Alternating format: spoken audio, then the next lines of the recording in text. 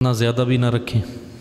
درود پڑھیے محمد و آل محمد و اللہم صلی علی محمد و آل محمد۔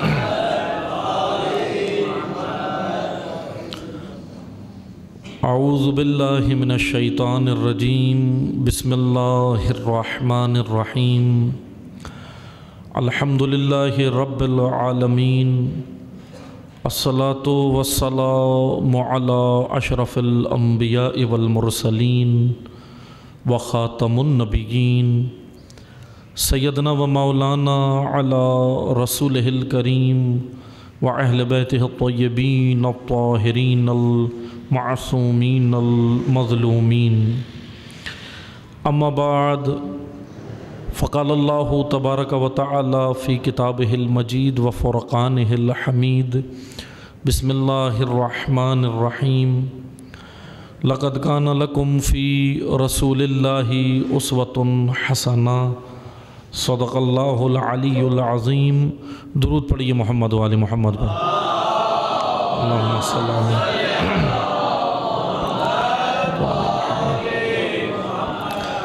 تمام حاضرین اپنی حفظ و سلامتی کے لیے، مملکت پاکستان کے استحکام کے لیے، مقامات مقدسہ کی حفاظت کے لیے، علماء حق کی حفاظت کے لیے، حاضرین کی شرعی حاجات کی بجاوری کے لیے، بیماروں کی شفا کے لیے، بے گناہ اسیروں کی رہائی کے لیے، بانیان مجلس کی توفیقات خیر میں اضافے کے لیے، شرکائے مجلس کی توفیقات خیر میں اضافے کے لیے، تمام بیماروں کی شفا کے لیے، مظلومین کی کامیابی کے لیے، ظالمین کی نابودی کے لیے اور امام عصر کے ظہور میں تعجیل کے لیے ایک بار بلند تر محمدی صلوات پڑھیے۔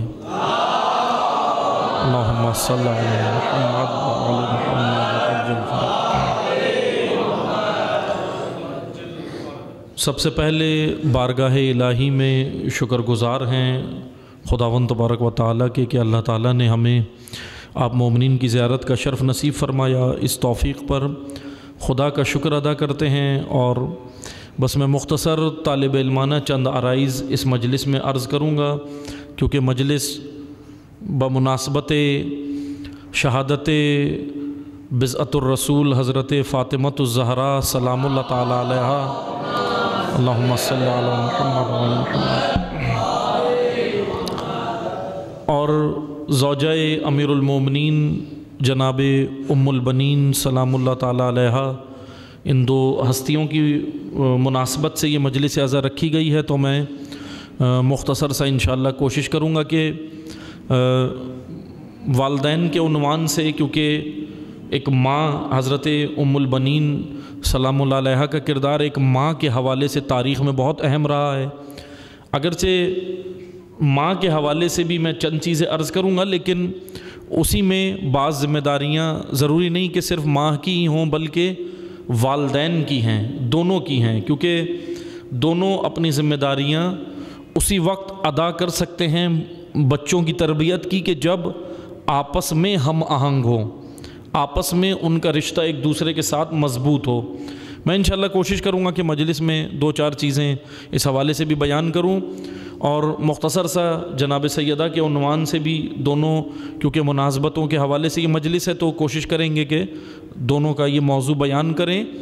سورہ احزاب کی آیت ہم نے تلاوت فرمائی ہے آغاز میں مجلس کے کہ لقد کان لکم فی رسول اللہ اسوۃ حسنہ، کہ اللہ تعالیٰ کا فرمان ہے کہ پیغمبر اکرم صلی اللہ علیہ وآلہ وسلم کی، اللہم صلی علی محمد و علی محمد، حضرت کی ذات اقدس تمام بشریت کے لیے اسوہ حسنہ ہے۔ ایسا نہیں ہے کہ صرف امت اسلامیہ، یا یہ ہم کہہ سکتے ہیں کہ بالخصوص امت اسلامیہ، لیکن بالعموم تمام عالم بشریت کے لیے ذات رسول اکرم اسوہ حسنہ ہے، یعنی قابل تعصی، قابل تقلید اور نمونہ عمل ذات حضور نبی کریم کی ہے۔ کائنات کے سب سے افضل ترین انسان کی ذات اقدس اللہ نے ہم سب کے لیے مشعل راہ قرار دی ہے اور رول ماڈل کے طور پر اسوہ حسنہ قرار دیا ہے۔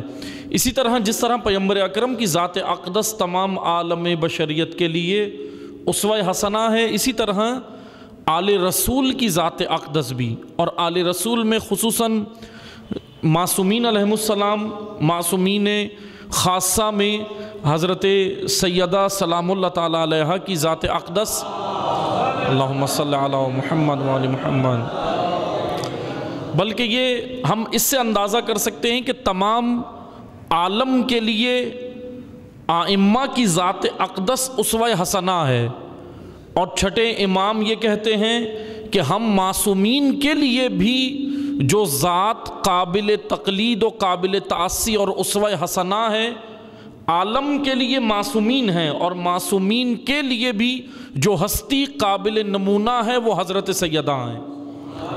یہ خود امام علیہ السلام کے جملے ہیں، امام جعفر صادق علیہ السلام کے جملے ہیں، اللہم صلی علی محمد وآل محمد، اور امام علی رضا علیہ السلام کے جملے ہیں، یعنی کئی ائمہ سے یہ جملے ہمیں ملتے ہیں۔ معصومین خاصہ میں 12 امام جو ہیں ان میں کئی ائمہ سے ہمیں یہ جملے ملتے ہیں کہ ہماری دادی زہرا ہمارے لیے اسوہ ہیں، یعنی جو خود امت کے جو امام ہیں وہ امت کے لیے اسوہ، اور امام امت کے لیے جو اسوہ ہے وہ زہرا ہے، وہ حضرت سیدہ ہے۔ یعنی سیدہ کا مقام، یہ میں نے یہاں پہ بھی آپ کے اسی علاقے میں مجلس پڑھی تھی جب ایام فاطمیہ میں، تو میں نے ایک نقطہ عرض کیا تھا، وہ میں دوبارہ میں اس کو زیادہ ابھی طویل نہیں، مثلا اس کو کھولنا نہیں ہے، وضاحت نہیں کرنی، لیکن وہاں ہم نے مجلس میں بیان کر چکے ہیں، لیکن بات جناب سیدہ کی ہے تو میں مختصر سے صرف اس نقطے کو میں تکرار کر رہا ہوں تاکہ جو مجلس میں وہاں نہیں تھے ان کے لیے یہ جملہ پہنچ جائے کہ یاد رکھیں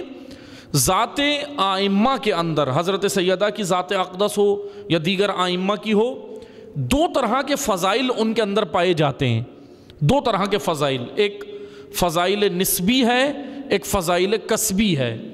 فضائل نسبی جو ان کی نسبت کی وجہ سے ہے، خاندان کی وجہ سے، جیسے جناب سیدہ کے کو ہم کہتے ہیں نا کہ مشہور ہیں، سب کو معلوم ہے کہ جناب سیدہ پیغمبر اکرم کی بیٹی ہیں، اور کتنی بڑی فضیلت ہے، کتنی بڑی فضیلت کہ کائنات کے سب سے افضل ترین ہستی کی بیٹی، یہ کم تو نہیں ہے فضیلت، لیکن یہ فضیلت نسبی ہے۔ ایک اور فضیلت امیر المومنین کی زوجہ ہیں، یہ بھی بڑی فضیلت ہے، امیر المومنین کی ابو الائمہ امیر المومنین ان کی زوجہ ہیں۔ ایک اور فضیلت حسنین علیہ السلام کی والدہ ہیں۔ بھئی یہ تینوں فضیلتیں الحمدللہ آپ سنتے ہیں نا، شعراء شاعری میں بیان کرتے ہیں، علماء بیان کرتے ہیں، خطبہ بیان کرتے ہیں، ہر طرح سے یہ فضیلت بیان ہوتی ہے، اور الحمدللہ کرنی بھی چاہیے کیونکہ واقعاً فضیلت ہے، بہت بڑی فضیلت ہے۔ لیکن عزیزان محترم یاد رکھیں یہ تمام فضیلتیں نسبی ہیں، نسبت کی وجہ سے ہے۔ امیر المومنین کی نسبت کی وجہ سے، زوجہ ہونے کی حیثیت سے یہ فضیلت ہے۔ رسول اللہ سے نسبت، بیٹی کی حیثیت، بیٹی کی وجہ سے یہ نسبت ہے۔ اسی طرح حسنین علیہ السلام سے نسبت، والدہ ہونے کی وجہ سے یہ نسبت ہو گئی۔ لیکن یاد رکھیں یہ تمام فضائل، اگرچہ ہم اب یہ جو بیان کریں گے اس کا مقصد یہ نہیں ہے کہ یہ فضائل کم ہیں، یہ فضائل بہت زیادہ ہیں، لیکن اصل فضیلت اور ہے، اور وہ کہاں ہے؟ یہ تو نسبت کی وجہ سے سیدہ کو فضیلتیں ملیں، لیکن اصل فضیلت خود زہرا کے وجود میں ہے، سیدہ کے وجود میں۔ اس فضیلت کو جو وجود کے اندر ہے اس کو کہتے ہیں فضائل کسبی، وہ نسبی نہیں ہے، کسبی ہیں۔ یہ 2 طرح کے فضائل ہیں، یہ بچے اور جوانان دوبارہ سن لیں، بزرگان جانتے ہیں، فضائل نسبی اور فضائل کسبی۔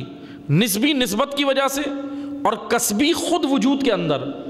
جیسے مثال کے طور پہ میں کھڑا ہوں اور آپ کو بولوں میرے دادا مجتہد تھے، میرے دادا فلاں تھے، میرے دادا یوں تھے، میرے چاچا یوں تھے، میرے ماما یوں تھے، آپ کہیں گے آپ خود کیا ہیں؟ سوال یہ بنتا ہے نا، آپ اتنی ڈھینگے مار رہے ہیں، آپ اتنی باتیں کر رہے ہیں، ٹھیک ہے جی نسبت آپ کو بہت اچھی ہے، آپ اتنے اچھے خاندان میں پیدا ہوئے ہیں، علمی خاندان میں پیدا ہو گئے فرض کریں، آپ کہیں گے ٹھیک ہے جی آپ کو نسبت تو ملی۔ کوئی مثلا جیسے کہتے ہیں کہ فلاں اتنے بڑے شاعر گزرے وہ میرے فلاں رشتہ دار تھے، کہتے ہیں نا ٹھیک ہے بڑی اچھی بات ہے جی، آپ شاعر کے گھرانے میں پیدا ہوئے، آپ علماء کے گھرانے میں پیدا ہوئے، آپ صاحبان علم و تقوی کے گھرانے میں پیدا ہوئے، بہت اہم فضیلت ہے۔ لیکن سوال یہ بنتا ہے کہ کسبی فضیلت بھی کچھ ہے یا نہیں، یعنی خود اندر بھی کچھ ہے یا نہیں؟ بھئی اندر کیا ہے؟ خود فضیلت کیا ہے. اسی لیے حضرت سیدہ کی جب بھی ہم مجالس میں تذکرہ کریں تو حق بنتا ہے کہ زہرا کی کسبی فضیلت بیان کریں. کیا ہے زہرا کی کسبی فضیلت؟ جانتے ہیں کیا ہے سیدہ کی؟ بس میں مختصر سے عرض کروں گا تاکہ پھر اس کو میں تھوڑا سا کھولوں گا. سیدہ کی کسبی فضیلت یہ ہے کہ سیدہ مدافع دین ہے، سیدہ مدافع رسالت ہے، سیدہ مدافع امامت ہے، سیدہ محافظ ولایت و امامت ہے. یہ کسبی فضیلت ہے، یہ خاندان سے عطا نہیں ہوئی. یہ زہرا نے نکل کے بتایا کہ اسلام کے دفاع کے لیے عورت یا مرد ہونا شرط نہیں ہے، وجود میں غیرت ہونا شرط ہے.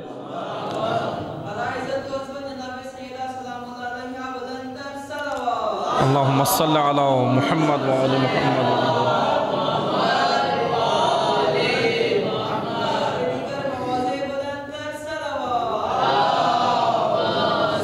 اللہم صلی علی محمد. وجود میں غیرت ہونا ضروری ہے. یہ غیرت فاطمی ہے سیدہ کے وجود میں، وہ دینی غیرت ہے جو زہرا میدان میں آتی ہیں. ہوا کیا تھا میں مختصر سے عرض کر دیتا ہوں. یہ میں اس لیے تاریخ سے عرض کر رہا ہوں تاکہ جوانوں اور بچوں کو ہمارے معلوم ہو ہم ایام فاطمیہ کیوں اتنا حکم ہے ایام فاطمیہ منائیں، زیادہ سے زیادہ منائیں، تاکہ ہمیں اس لیے نہیں کہ بس ہمارا معذرت کے ساتھ ہمارے ذہن میں بس ایک ہی نقطہ ہے ایام فاطمیہ اس لیے منائیں، معذرت کے ساتھ اس لیے نہ منائیں کہ دوسرے جلیں. کسی کو جلانے کے لیے بہت سارے کام ہم ایسے کرتے ہیں نا، لیکن ایک چیز یاد رکھیں، جب ہم ہمارے ذہن میں یہ ہونا کہ کسی کو کچھ کرنے کے لیے ہم نے کچھ کرنا ہے، مثال کے طور پہ کوئی بھی کام اگر ہم نے کرنا ہے کسی کو جلانے کے لیے، کسی کو ہٹ کرنے کے لیے، کسی کو ہرٹ کرنے کے لیے، کسی کو دکھ دینے کے لیے، کسی کو نیچا دکھانے کے لیے، تو یہ انسان کبھی بھی معاشرے میں ترقی نہیں کرتا. کیونکہ کوئی بھی کام کریں، اب میں ایک عمومی بات کر رہا ہوں، یہ کلی بات کر رہا ہوں، کوئی بھی کام کریں کسی کو ڈیگریڈ کرنے کے لیے نہیں، کسی کو جلانے کے لیے نہیں، اپنی وجود کو تعمیر کرنے کے لیے. یہ سوچ کے کریں کہ ہم یہ جو کر رہے ہیں اس سے ہمیں کیا ملے گا، میری تربیت اس کے اندر کیا ہے، پوشیدہ کیا ہے. اس لیے جو مجالس ہیں نا، مجالس کا مقصد یہ نہیں ہوتا کہ خدا نخواستہ فرقہ واریت کریں. مجالس کا مقصد یہ نہیں کہ کسی کو جلائیں، کسی کو تپائیں. مجالس کا مقصد یہ نہیں ہے کہ کسی کو ڈیگریڈ کریں. مجالس کا مقصد یہ ہے کہ جو مجلسوں میں آ رہے ہیں ان کی تربیت ہو، تاریخ ان کو بتائی جائے تاکہ تاریخ سے عبرت حاصل کر کے وہ اپنے آپ کی تربیت اور اصلاح کریں اور پھر یہ فیصلہ کریں کہ ہم اس امام کے لیے جو پردہ غیب میں ہے اس کے لیے ہم اپنے آپ کو کتنا تیار کر رہے ہیں، کھڑے کہاں ہیں. اس لیے مجالس تربیت گاہ ہیں، مجالس تربیت گاہ ہیں. یہاں پہ اگر تربیت نہیں ہوگی تو یاد رکھیں معذرت کے ساتھ معاشرہ ہمارا کبھی بھی تبدیل نہیں ہو سکتا. اس لیے یہ تربیت کی جگہ ہے. بس یاد رکھیں میں اگر تاریخ آپ کو بتا رہا ہوں، تاریخ کا مقصد کیا ہے؟ تاریخ کا مقصد یہ ہے کہ تاکہ ہم اس تاریخ سے عبرت لیں. اس میں مثبت، تاریخ کے اندر مثبت منفی دونوں کردار ہیں. دونوں کردار ہوتے ہیں نا، مثبت بھی ہوتے ہیں، منفی بھی ہوتے ہیں. منفی سے دور ہونا ہے، مثبت سے قریب ہونا ہے. تاریخ بتانے کا مقصد یہ ہوتا ہے. اور اپنے پریزنٹ، اپنے حال میں اور اپنے فیوچر اور اپنے مستقبل، حال اور مستقبل کی تیاری کے لیے تاریخ بتائی جاتی ہے. پاس بتایا جاتا ہے، ماضی بتایا جاتا ہے. جیسے نہج البلاغہ میں امیر المومنین علی ابن ابی طالب علیہ السلام، اللہم صلی علی محمد وعلی محمد، علی علیہ السلام کا فرمان ہے نا کہ گزشتہ اقوام کی تاریخ بیان کرو. نہج البلاغہ میں علی علیہ السلام کہتے ہیں بھائی کیوں کریں؟ امیر المومنین نے وہاں پہ حکمت بھی بیان کی، اس لیے بیان کرو تاکہ اس سے تمہیں عبرت حاصل ہو. عبرت، اہم ترین نقطہ مولا علی نے کیا بیان کیا تاریخ کا؟ عبرت. اس سے عبرت لو. کیونکہ اس لیے نہیں کہ پڑھنے والے کو داد مل جائے، آپ لوگ بھی خوش ہو جائیں، پڑھنے والا بھی خوش ہو جائے، واہ واہ ہو جائے، اس لیے نہیں، بلکہ اس سے عبرت حاصل کریں. اب بعد رسول کیا ہوتا ہے؟ کیوں حضرت سیدہ کو باہر نکلنا پڑتا ہے؟ کیوں قیام کرتی ہیں؟ بھئی ایسا ہوا کیا تھا؟ اور یہ آپ سب نے سنا ہے نا کہ جناب زہرا کا ایک مثلا وہ ذاتی جو جائیداد تھی جو پیغمبر اکرم نے ان کو دی تھی. اب بہرحال یہ الگ موضوع ہے، یہ ایک علمی موضوع ہے. یاد رکھیں کہ فدق مال غنیمت تھا یا نہیں تھا. اب یہ ایک علمی بحثیں ہیں، لیکن معذرت کے ساتھ جب وہ علم کے میدانوں سے نکل کے ایسے معاشروں میں آ جائیں جہاں پہ تربیت نہ ہو تو وہاں پہ فساد ہوتا ہے، پھر وہاں فساد ہوتا ہے، وہاں پہ یہ بحثیں پھر کام کی نہیں رہتی۔ مثلا قرآن کریم نے کتنے مثلا فقہ کی اصطلاح سے اگر ہم دیکھیں مال غنیمت کی کئی کیٹیگریز ہیں۔ خود سورہ مبارکہ حشر، قرآن مجید کا 59 نمبر سورہ 59، سورہ حشر، سورہ حشر میں ایک ماجرا اللہ تعالیٰ نے بیان کیا ہے ایک جنگ کا۔ قبیلہ بنی نذیر کے ساتھ جنگ ہوئی، مدینہ کے قریب یہ تھا قبیلہ بنی نذیر، یہودیوں کا قبیلہ تھا یہ۔ اس سے جنگ کی نوبت تک آئی لیکن یہود لڑے نہیں مسلمانوں سے وہ لڑے نہیں، بلکہ انہوں نے وہ سرنڈر ہو گئے، ہتھیار ڈال دیے۔ کیا تھا؟ اللہ کی طرف سے پیغمبر اکرم کو حکم یہ آیا تھا، قبیلہ بنی نذیر کا جو قلعہ بنا ہوا تھا، قلعے کے باہر جو ہے وہ کھجوروں کے باغات اور ان کی پراپرٹیاں تھیں، ان کی زرعی زمین تھی۔ اللہ نے اپنے حبیب کو حکم یہ دیا کہ آپ یہ کریں کہ یہ جب قریب جائیں نا ان کے۔ اب یہود نے کیا کیا؟ یہود نے دیکھا کہ جب مسلمانوں کا لشکر جو ہے وہ مسلح ہو کر اسلحے کے ساتھ آ رہا ہے، ہم پہ حملہ کرے گا، تو یہ خوف سے قلعے کے اندر چلے گئے، بند کر دیا اور کہا کہ قلعے کے اندر سے ہم مقابلہ کریں گے۔ یہ خیبر نہیں پڑ رہا ہمیں، یہ دوسری جنگ ہے، بنی نذیر ہے، یہ خیبر اور ہے، بنی نذیر سے جو ہوئی ہے مدینہ کے قریب یہ ایک اور قلعہ تھا۔ بہرحال کیونکہ یہ جنگ ہوئی نہیں، سورہ حشر نے اس کا پورا ماجرا بیان کیا قرآن کریم میں۔ اللہ تعالیٰ نے، میں وہ نقطہ عرض کر رہا ہوں فدق کے حوالے سے، توجہ سے سنیں۔ ہوا یہ کہ وہ جنگ کی نوبت ہی نہیں آئی۔ اب کیا ہوا؟ پیغمبر اکرم کو حکم آیا کہ جتنے ان کے کھجوروں کے درخت تھے سارے کاٹ دیں۔ کھجوروں کے درخت جو باہر تھے نا یہود کے، ہرے بھرے درخت، کھجوریں پکی ہوئی تھی، مسلمانوں کا دل للچا رہا تھا، تیار ہو گئی تھی، پک گئی تھی، لیکن اللہ کے رسول نے کہا کہ کاٹ دو۔ اللہ کے رسول کا حکم آیا کہ کاٹ دو۔ اب بعض نے تو پیغمبر اکرم کے حکم کی تعمیل کی، لیکن بعض تھے جن کا دل نہیں چاہ رہا تھا، لیکن پھر بھی کاٹنا پڑا، حکم رسول ہے، اللہ کا حکم ہے۔ بہرحال وہ ماجرا یہ ہوا کہ اب یہود نے جب یہ دیکھا نا عمل کہ یہود کی اکنامکس کو، یہود کی معیشت کو نقصان پہنچایا جا رہا ہے، تو یہود نے جنگ ہی نہیں کی، ہتھیار ڈال دیے، سرنڈر ہو گئے، کیونکہ یہ تھی سائیکی وار، مسلح نہیں تھی، یہ تھی نفسیاتی جنگ۔ قرآن کریم نے یہ جو جنگ بیان کی ہے، جنگ کے کئی ہر طرح بہت ساری الگ الگ اقسام ہوتی ہیں جنگوں کی، جہاد کی کئی اقسام ہیں، جس میں سے ایک یہ جو جنگ ہوئی نا یہ تھی نفسیاتی جنگ، سائیکو وار، اور ایسی جنگ تھی کہ جس میں یہود لڑے نہیں۔ یہود اصل میں اگر ہم یہود کی ہسٹری پڑھیں، جو تاریخ اگر ہم یہود کی دیکھیں نا، تو یہود ادھر سے لے کر یہودیت جو پھیلی ہے اور آج تک یہود ہمیشہ کبھی بھی جو ہے وہ سامنے فرنٹ پہ آ کے لڑتے نہیں ہیں، بہت کم ایسا رہا ہے کہ وہ اگر تاریخ میں آئے ہوں سامنے، ورنہ ان کی اگر اکنامکس کو نقصان ہو جائے تو وہ پہلے ہی ہار مان جاتے ہیں، یعنی حوصلے پست ہو جاتے ہیں، جھک جاتے ہیں۔ بنی نذیر کے ساتھ بھی اسی طرح ہوا، یہاں کھجوروں کے درخت کٹنا شروع ہوئے، ان کی زراعت کو نقصان ہوا، انہوں نے ہتھیار ڈال دیے۔ اب وہ مال، اب کیونکہ جنگ تو جیت گئے نا مسلمان، بغیر لڑے جیت گئے، اللہ تعالیٰ نے کہا نا، نہ تم نے گھوڑے دوڑائے، سورہ حشر میں نہ تم نے گھوڑے دوڑائے، نہ تم نے کوئی تلوار چلائی، حرب، لیکن تمہیں یہ فتح اللہ کی طرف سے مل گئی، یہ خدا کی طرف سے فتح تھی، یہ مل گئی مسلمانوں کو، اللہ تعالیٰ نے بیان کیا۔ بہرحال اب وہ جو مال، مجھے لانا اس نقطے پہ آپ کو، وہ جو مال ہاتھ آیا، یہ ساری گفتگو اس لیے کرنی پڑی کہ وہ جو مال ہاتھ آیا جو بغیر لڑے ملی، اس مال کو اصطلاح میں کہتے ہیں، قرآن کی اور فقہ کی اور دین کی اصطلاح میں کہتے ہیں مال فے، فا حمزہ یا فے، مال فے۔ یہ مال غنیمت نہیں ہے، مال غنیمت کی ہی ایک قسم ہے، کیٹیگری ہے۔ مال غنیمت کے لیے شرط یہ ہے کہ تلوار سے لڑ کر اس جنگ میں جو چیز حاصل ہو وہ مال غنیمت ہوتا ہے، لیکن یہ تھا مال فے۔ اب حکم آیا اللہ کی جانب سے، یہ مال آپ کو بغیر لڑے مل گیا ہے، لیکن اللہ نے اس میں سے پھر پیغمبر اکرم نے اس میں سے جو ہے وہ تقسیم بندی کی، اور پھر بتایا کہ یہ مساکین کا ہے، یہ فقراء کا ہے، یہ یتامہ کا ہے، یہ فلاں کا ہے، یہ پردیسیوں کا ہے، سب کا وہ تقسیم بندی کر کے پیغمبر اکرم نے اس مال فے کو بانٹا۔ عزیزان محترم، بتانا یہ تھا کہ یاد رکھیں، اب میں بہرحال اس بحث میں نہیں جاتا کیونکہ ایک بڑی طویل بحث ہے کہ فدق جو اللہ کے رسول نے اپنی بیٹی کو دیا تھا کہ وہ مال فے تھا، مال غنیمت تھا، یا کسی اور اقسام میں آتا تھا۔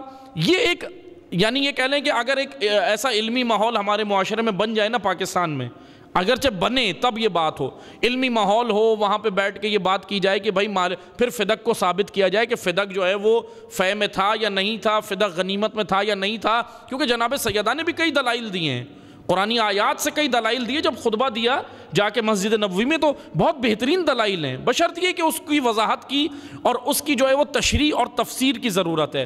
لیکن عزیزان محترم، بس حکومت وقت نے یہ کام کیا کہ بہت سارے کام کیے، جس میں سے فدق بھی اپنی تحویل میں لیا۔ اس وقت جب جناب زہرا نے قیام کیا، اس وقت کے یہ میں حالات آپ کو بتا رہا ہوں جوانوں اور بچوں کے لیے۔ اب حکومت نے کہا بھی، حکومت نے خود کہا، کہنے لگے بھائی ہم نے یہ اس وجہ سے لیا ہے اپنی تحویل میں، بہرحال انہوں نے عذر بھی پیش کیا نا، حکومت نے، حکمرانوں نے کہا بھائی کہ آپ نے کیوں لیا یہ تحویل میں، تو ان کے پاس جواز بھی تھا، عذر بھی تھا، کہنے لگے ہم نے فدق اس لیے لیا ہے، سب کے جتنے بھی مال تھے وہ سب ہم نے لیے ہیں، فدق بھی لیا ہے۔ کہا یہ کیوں لیا؟ کہا اس وجہ سے لیا کہ حکومت چلانے کے لیے پیسے نہیں ہیں۔ اب وہ تاریخ کی جو باتیں وہ میں آپ کو آج آسان زبان میں پیش کر رہا ہوں۔ انہوں نے کہا حکومت چلانے کے لیے پیسے نہیں ہے، خزانہ خالی ہے۔ اب آپ پریشان نہ ہو، یہ معاملہ وہیں سے چل رہا ہے، حکومت جو بھی آتی ہے اس کے پاس چلانے کے لیے پیسے نہیں ہوتے، خزانہ خالی ہے۔ اب وہ کہنے لگے بہرحال حکومت بن گئی لیکن حکومت چلانے کے لیے مال نہیں تھا۔ اب مختصر یہ کہ جناب زہرا نے قیام کیا، فدق کو جواز بنایا، لیکن نہ کہ فدق کے لیے۔ کس کے لیے کیا؟ اگر صرف فدق کے لیے جناب سیدہ نکلتی نا، جا کے گفتگو کرتی مسجد میں، مشکل سے 15 منٹ لگتے۔ اگر ہم خطبے میں دیکھیں نا تو خطبے کے اندر جو ترتیب حضرت سیدہ نے خطبے کی دی ہے، جس ترتیب سے خطبہ دیا ہے، اتنا طویل خطبہ جا کے دینے کی کیا ضرورت تھی؟ بھائی جاتی جس موضوع پہ بات کرنی تھی اس پہ کرتی اور گھر آ جاتی، بات ختم ہو جاتی۔ لیکن جناب زہرا بتا رہی ہیں کہ معاملے بڑے تھے، صرف میں اپنی ذاتی جائیداد کے لیے نہیں نکلی، فقط اس سے بڑھ کر اور معاملے تھے اسلام کے لیے۔ وہ کیا تھے؟ کیونکہ جناب زہرا کے خطبے سے ہی بیان ہو جاتا ہے کہ کیا کیا معاملے تھے۔ سب سے پہلے وہ خطبہ کہاں سے شروع کیا؟ توحید، حمد و ثناء پروردگار، رسالت، پھر اس کے بعد قرآن کے، پھر اس کے بعد تخلیق کائنات، کریشن آف ورلڈ۔ آپ مجھے بتائیں، میں مجلس پڑھنے آؤں، آپ مجلس میں کیا پسند کرتے ہیں؟ فضائل مصائب، اور میں آپ کو آ کے سائنس کی باتیں شروع کر دوں، فزکس کے اوپر لیکچر دوں، سائنس کے اوپر دوں، آپ کو یہ ساری خلقتیں بتانے لگوں، تو آپ کیا کہیں گے؟ معذرت کے ساتھ پاکستانی معاشرہ تو ہمارا ایسا کہے گا یہ مجلس ہی نہیں ہے، لیکن سیدہ نے تو ایسے ہی مجلس پڑھی۔ آپ دیکھیں، کیونکہ کیا بیان کیا، وہاں گئیں جا کر کریشن آف ورلڈ بتا رہی ہیں کہ تخلیق کائنات، کائنات کیسے خلق ہوئی، عدم سے نیستی کا سفر کیسے ہوا۔ اللہ اکبر، یہ کریشن آف ورلڈ، یہ تو موضوع ہی نہیں تھا، موضوع تو آپ کا فدق تھا۔ کریشن آف ورلڈ بیان کیا، پھر اس کے بعد قرآن، اور قرآن کی وہ اہمیت بیان کی کہ واقعاً قرآن کے بارے میں اگر واقعاً اس کی تشریح ہو، ہمارے سامنے وہ کھلے، ہمیں پتہ چلے کہ قرآن کی اہمیت کیا ہے۔ جناب زہرا نے قرآن بیان کیا کہ قرآن کی اہمیت کیا ہے، احکام کا فلسفہ بیان کیا، نماز کیوں ہے، روزہ کیوں ہے، یہ ساری چیزیں کیوں ہیں۔ اس کے بعد ترتیب سے آئیں امیر المومنین کے فضائل، علی علیہ السلام کی ولایت، امامت، فضائل، پھر آ کر آخر میں فدق کا ذکر کیا، آخر میں کیا۔ یعنی جناب سیدہ، اب کہنے کا مقصد یہ نہیں ہے فدق جو ہے وہ بی بی کا ہی حق ہے، تا قیامت رہے گا، لیکن جناب زہرا نے اصل جو معاملہ تھا اس کی جانب توجہ کرائی، یعنی ثانوی مسائل نہیں، بنیادی مسائل کی جانب امت کی توجہ کرائی، اور کہا کہ آپ ثانوی مسائل میں نہ لگے رہو، بنیادی مسئلہ، اور سب سے بڑا بنیادی مسئلہ تھا بعد رسول ولایت، امامت، ولی خدا، بنیادی مسئلہ یہی تھا نا سب سے بڑا۔ آپ مجھے بتائیں، اگر ملک کے اندر کوئی بڑے بڑے مسائل ہوں، کوئی بڑا ایشو چل رہا ہو خدا نخواستہ، اور ہم لگ جائیں چھوٹی چھوٹی بات جزیات کے اندر، تو آپ کیا کہیں گے؟ صاحبان عقول کیا کہیں گے؟ کیا کہیں گے کہ بھائی آپ یہ چھوٹی باتیں چھوڑیں، کسی یہ جو بڑا مسئلہ چل رہا ہے اس کے اوپر توجہ دیں۔ تو حضرت سیدہ نے بتایا کہ دیکھو سب سے بڑا مسئلہ، اگر اس مسئلے کی یعنی یہ کہہ لیں جناب سیدہ نے جڑ پکڑی، مسئلے کی جڑ پکڑی ہے، اور وہ جڑ تھی سسٹم، نظام۔ زہرا نے یہ نہیں کہا، یعنی سیدہ نے بتا دیا کہ جتنے بھی مسائل ہیں، اگر کسی کے حقوق غصب ہو جائیں، اگر کچھ اور ہو، یعنی میں اگر آج کی سادہ زبان میں آپ کو سمجھاؤں، کرپشن کا راہ حل زہرا نے بتایا ہے، کرپٹ نظاموں کا راہ حل بتایا ہے، کہ بھئی اگر آپ کا نظام کرپٹ ہو، کرپشن میں ہے، تو آپ جا کے یا چھوٹے چھوٹے لوگوں کو نہ پکڑے کہ تم یہ کرپشن کر رہے ہو، یہ ہے۔ سیدہ نے بتایا سب سے بڑا مسئلہ خود سسٹم ہے، وہ سسٹم، وہ نظام کہ جو نافذ ہو گیا ہے۔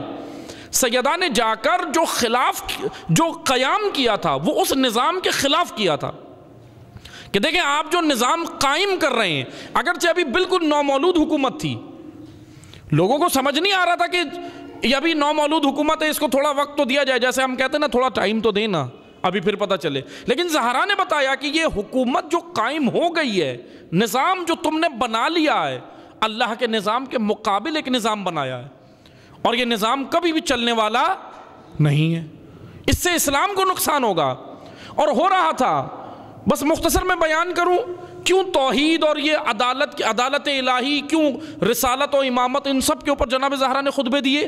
اس وجہ سے یہ سارے موضوعات بی بی نے بیان کیے کہ وہ یلغار جو اسلام کے عقائد پر پہلے سے تھی، حضور کے دور میں یعنی پیغمبر اکرم بنفس نفیس موجود ہیں، بنفس نفیس خود موجود تھے، لیکن یہود، نصارہ، مشرکین، ملحدین، منافقین کے ذریعے سے کام کرواتے تھے، لیکن پیغمبر اکرم کے وجود اقدس کی وجہ سے ذرا کنٹرول میں رہتے تھے، اتنا کھل کے کام نہیں کر پاتے تھے۔ لیکن یہاں ظاہری طور پہ پیغمبر اکرم دنیا سے گئے، حضرت کی آنکھ بند ہوئی، اب منافقین کھل کے میدان میں آئے، کیونکہ منافقین اعلی کار تھے کفار کا۔ قرآن کہہ رہا ہے نا کافروں کا اعلی کار کون ہوتا ہے؟ کافروں کا سب سے جو خطرناک ہتھیار ہوتا ہے وہ S-400 سسٹم نہیں ہے جو ابھی امریکہ نے بنایا ہوا ہے، کافروں کا سب سے خطرناک ہتھیار مسلمانوں کے اندر منافقین ہوتے ہیں، یہ سب سے خطرناک ہتھیار ہیں، یہ سب سے خطرناک ہتھیار ہیں، اندر یہ خود ہوتے ہیں۔ اور منافقین کرتے کیا ہیں؟ منافقین کی کئی علامتیں تاریخ کہہ رہی ہے، قرآن کہہ رہا ہے، روایات کہہ رہی ہیں۔ منافقین یہ کرتے یہ ہیں کہ اپنے آپ کو بڑا مسلمان ثابت کرتے ہیں اور دوسرے کو کافر ثابت کرتے ہیں، کرتے نا یہ۔ پھر کیا کرتے ہیں؟ اسلام کے لیبل لگا کر اسلامی مقدسات کا سہارا لے کر پھر یہ کام کرتے ہیں۔ آج مجھے بتائیں، ابھی اسی تاریخ کے آئینے میں دیکھیں، اسی تاریخ کے آئینے میں دیکھیں، یمن کے اوپر بمباری ہو رہی ہے، روزانہ ہو رہی ہے۔ کل ہی کی خبر ہے 233 افراد شہید ہوئے، کل گزشتہ روز۔ UN خاموش ہے۔ یونائٹڈ نیشن کے جو سیکریٹری جنرل ہیں 18 تاریخ کو وہ بولے تھے، شکر ہے پتہ ہے کہ وہ زندہ ہیں، بولے تھے وہ اقوام متحدہ کے سیکریٹری جنرل 18 تاریخ کو ابھی گزشتہ بولے تھے وہ، لیکن جانتے کب بولے تھے؟ جب یمنی حوثیوں نے میزائل مارا تھا UAE پہ، جب بولے تھے وہ کہ جنگ بندی کرو، ثالثی کراؤ، سیاسی مسائل، سیاست کے ذریعے مسئلہ حل کرو۔ سوال یہ بنتا ہے وہاں نہتے مظلومین کے اوپر، یعنی اب یہ بہرحال حالات حاضرہ کا موضوع ہے، لیکن توجہ سے سنیں، اس وقت یہ جو اسلامی اتحاد نام نہاد جو بنا ہوا ہے، اس نے سارے جنگی قوانین جو عالمی سطح پہ بنے ہوئے ہیں UN کے اندر، وہ سب پائمال کر دیے ہیں، سب پائمال کر دیے یمن میں۔ اور میڈیا وہ بات مثلا تجزیہ تو بہت دور کی بات ہے، نیوز بھی نہیں دکھائے گا، نہ عالمی، نہ ویسٹرن میڈیا، نہ ملکی میڈیا آپ کو کبھی نہیں دکھائے گا، اتنے مسائل۔ بہرحال توجہ سے سنیں، حضرت سیدہ کیا پیدا کرنے نکلی ہیں امت کے اندر؟ جناب زہرا کی پلاننگ لانگ ٹرم تھی، لانگ ٹرم۔ ایسا نہیں ہے کہ بیوی جناب زہرا کو نتائج وہیں چاہیے تھے، نتائج وہاں تو نہیں ملے ظاہری طور پہ۔ قیام کر کے جب گھر میں آئی ہیں، خطبہ دے کے گھر میں آئی ہیں، تو کیا حکومت باتیں مان گئی؟ نہیں مانی نا، ظاہری طور پہ نتائج تو نہیں ملے، لیکن زہرا کا قیام لانگ ٹرم پلاننگ تھا، لمبی پلاننگ، اور ایک شخصیت کے نہیں، اس نظام کے خلاف جو ظالموں کا نظام تھا، زہرا کا قیام اس کے خلاف تھا، اور ہر اس کردار کے خلاف، ہر اس کردار کے خلاف جو زہرا سے میچ نہیں ہوتا، منفی کردار۔ آپ دیکھیں سیدہ نے یہ قیام کیا کس کے لیے؟ اسلام کے دفاع کے لیے۔ ہو کیا رہا تھا؟ یہود و نصارہ نے یلغار اسلام پہ شروع کر دی تھی، جو پہلے سے طاق میں بیٹھے تھے، رسول موجود ہوتے تھے، یہ رسول کے قتل کی پلاننگیں کر رہے ہوتے تھے۔ یہ جو میں نے سورہ حشر میں جو واقعہ بتایا نا آپ کی خدمت میں، بنی نذیر سے جو جنگ ہوئی، یہ جنگ چھڑی بھی اسی لیے تھی کیونکہ انہوں نے رسول کے قتل کا منصوبہ بنایا تھا۔ یہود نے قلعے میں بیٹھ کر پیغمبر اکرم کے قتل کا منصوبہ بنایا تھا، اور پیغمبر اکرم ایک دیوار کے ساتھ بیٹھے تھے، جب وہ اٹھ کے گئے تو اس کو دیوار کو گرانے کی پلاننگ تھی ان کی۔ بہرحال اس کے بعد یہ جنگ ہوئی۔ بہرحال توجہ سے سنیں، یہود و نصارہ جو پہلے سے آمادہ تھے، تیار تھے، مشرکین جو پہلے سے تیار تھے، منافقین ان کا آلہ کار تھے اندر، جو سہولت کار تھے ان کے۔ اب میں بس 3 جملوں میں، یہ میں نے پڑھا ہے کئی جگہ، لیکن اگر میں جناب زہرا کے قیام کو مختصر کروں، تو 3 جملوں میں سمیٹ رہا ہوں، توجہ سے سنیں کہ زہرا ہے کیا، سیدہ ہے کیا، فاطمہ ہے کیا۔ توجہ سے سنیں، یہ میں بیان کر رہا ہوں فاطمہ کی کسبی فضیلت، کسبی فضیلت۔ نسبی فضیلتیں آپ نے سنی الحمدللہ، کسبی فضیلت یہ ہے کہ مشرکین اور ملحدین نے توحید پر یلغار کی۔ مشرکین اور ملحدین تیار تھے، آمادہ تھے، توحید پہ یلغار کی۔ کیسے یلغار کی؟ یلغار اس طرح کی کہ عقائد، مناظرے، اس طرح کی چیزیں انہوں نے آ کر اسلام میں تحریفات شروع کر دیں، اسلام کا چہرہ بدلنا شروع کر دیا، تحریفات شروع کر دیں۔ مشرکین و ملحدین نے توحید، یہود و نصارہ نے رسالت، اور منافقین نے امامت پہ یلغار کی۔ یہ 3 یلغاریں مسلمانوں کے بنیادی عقائد کے اوپر ہوئیں۔ مشرکین و ملحدین سے توحید، یہود و نصارہ سے رسالت، اور منافقین سے نظریہ امامت کو بچانے کے لیے جو ہستی قیام کرے اسے فاطمہ کہتے ہیں۔ نعرہ تکبیر، اللہ کا نام بلند ہے، بلند آواز سے نعرہ تکبیر، نعرہ رسالت، یا رسول اللہ، نعرہ حیدری، مردان زہرا پہ بلند تر صلوات، اللہم صلی علی محمد وآل محمد وعجل فرج۔ بس عزیزان محترم، یہ ہے زہرا، یہ ہے کسبی فضیلت، یہ ہے کسبی فضیلت، یعنی مدافع اسلام، مدافع دین، ناصرہ ولایت، ناصرہ امامت، ناصرہ اسلام۔ لیکن اسلام میں تحریفات رکی نہیں، لیکن آل رسول دفاع کرتے رہے، کیونکہ اسلام دین عقل ہے، دین عقل ہے۔ زہرا نے اسلام بچانے کے لیے قیام کیا۔ تحریفات اب ہر دور میں تحریفات تو ہوئی نا، تحریفات آگے بھی جاری رہیں، اسلام کے اندر رد و بدل اور تبدیلیاں کرتے رہے، مختلف قسم سے کرتے رہے، حکمران کرتے رہے، بادشاہ کرتے رہے۔ 2 طریقے سے تبدیلیاں ہوئیں اسلام میں، توجہ سے سنیں، ایک محسوس طریقے سے، ایک غیر محسوس طریقے سے۔ لیکن سیدہ نے ایک بڑا خوبصورت نقطہ دیا اس خطبے کے اندر، توجہ سے سنیں، وہ اتنا خوبصورت نقطہ ہے جو بعد میں آئمہ نے بھی بیان کیا۔ اگر اسلام کے اندر تحریفات ہوئیں جو آج بھی ہو رہی ہیں، ہوئی نہیں، 90 سال بنو امیہ کا دور، کتنی تحریفات ہوئیں، پھر اس کے بعد بنو عباس کا دور۔ اب بنو عباس نے ذرا چالاکی سے کی ہیں، بنو امیہ کھل کر سامنے آئے، لیکن بنو عباس نے لبادہ علم اور عقیدت اہل بیت کا اڑا ہے ذرا یہاں پر، اس لیے ان کے لیے ذرا زیادہ مشکل وقت رہا ہے۔ اس لیے تو 8ویں امام رضا علیہ السلام کا فرمان ہے، اللہم صلی علی محمد وعلی محمد۔ ایک جگہ پر امام رضا علیہ السلام فرماتے ہیں کہ جتنا ظلم ہم پہ بنو عباس نے کیا، اتنا بنو امیہ نے بھی نہیں کیا۔ اب آپ مجھے بتائیں، بنو امیہ کے حصے میں تو کربلا والا ظلم ہے نا، اتنا بڑا ظلم، لیکن ہماری نگاہ ظلم دیکھنے کی، ہماری نگاہ اور ہے، معصوم کی اور ہے۔ ہم بعض اوقات جس چیز کو ہوتا یہ نا، مثلا میں فرق بتا دیتا ہوں، ہم بعض اوقات ثانوی کو بنیاد سمجھ رہے ہوتے ہیں، ثانوی مسئلے کو بنیادی سمجھ رہے ہوتے ہیں، لیکن آئمہ نہیں سمجھتے، آئمہ بنیادی مسئلے کو بنیادی ہی پیش کرتے ہیں۔ جس طرح ادھر امام فرماتے ہیں، آپ توجہ سے سنیں، اسلام کے اندر کیسے تبدیلیاں ہوئیں، ایک محسوس، ایک غیر محسوس۔ توجہ سے سنیے گا، میں مثال کے ذریعے سمجھاتا ہوں۔ محسوس طریقہ تو وہ تھا جو ظاہری طور پہ نظر آیا اسلام کے اندر، رد و بدل، تبدیلیاں دینی تعلیمات کے اندر، لیکن غیر محسوس طریقہ تھا جو نظر نہیں آتا، اس کے اوپر عقیدت کی چادر اڑائی جاتی ہے، اس کے اوپر عقیدت کی ایسی چادر اڑا دی جاتی ہے کہ پھر اندر حقیقت چھپ جاتی ہے یا ہوتی ہی نہیں ہے، نکال لی جاتی ہے۔ عقیدت کی چادر اڑا کے حقیقت کو آسانی سے نکالا جاتا ہے، پھر وہاں پر خرافات، تخیلات، وہم و اوہام یہ ہوتے ہیں، لیکن حقیقت نکال لی جاتی ہے۔ یہ کام آسان نہیں ہے، اور یہ کام کرتا کون ہے؟ اتنا مشکل کام عقیدت کی چادر کے اندر سے حقیقت نکالنا کیسے ہوتا ہے؟ یہ کام جاہل نہیں کرتا، تاریخ کہہ رہے یہ عالم ہی کرتا ہے۔ اسی لیے تو علماء کی دو کیٹیگریز ہیں، علماء حق، علماء سو، دونوں ہیں، اور ہر دور میں ہیں۔ یہود و نصارہ کے دور میں بھی رہے، آج بھی ہیں، یہاں بھی ہیں، امت اسلامیہ میں بھی ہیں، تا قیامت رہیں گے۔ توجہ سے سنیں، ہوا کیا؟ دو طرح کی تبدیلیاں، محسوس اور غیر محسوس۔